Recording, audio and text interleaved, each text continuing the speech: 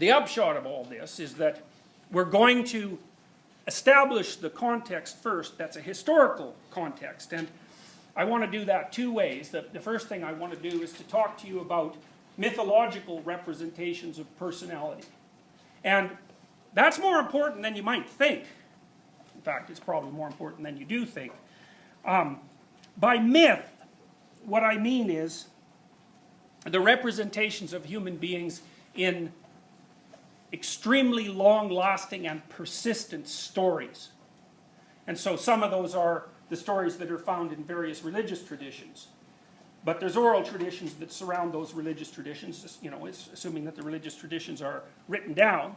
And there's fairy tales and that sort of thing, and standard narratives that people use to guide themselves as they move through the world.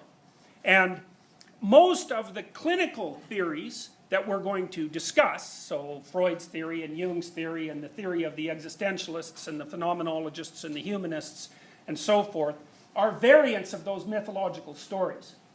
Now, part of the reason for that is that Nietzsche said once that a philosopher was seldom anything other than the unconscious advocate of their cultural worldview. So what he meant by that was, you already come to the scene with a set of presuppositions. Now, some of those are embedded in your behavior. So, for example, when you attend a funeral, you know how to behave. Generally, you're quiet and solemn.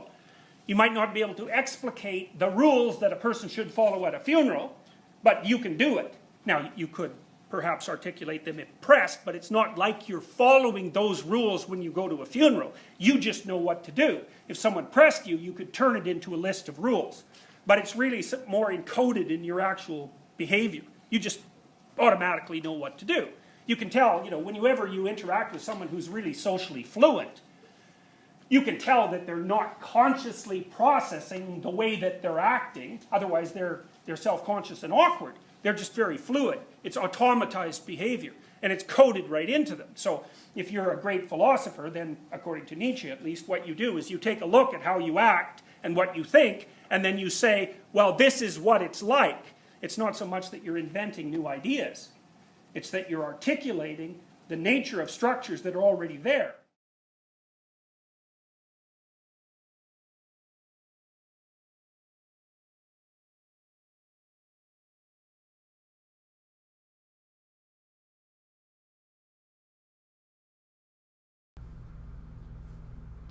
This clip highlights something that I find very fascinating, and I believe it's mirrored in the Christian dogma or ideology, mythos, however you want to describe it, that what we as human beings have within us is what we project onto the world around us. So literally, as you said here, our personality is projected as a philosophy upon the planet. And each individual represents their own philosophy based on their personality and who they are. Fascinating. Alright. Thank you guys for watching. Have a nice day.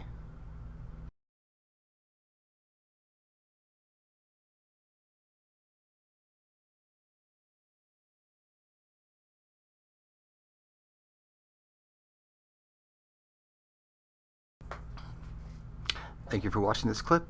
Please subscribe if you haven't already, and give a thumbs up if you liked the video.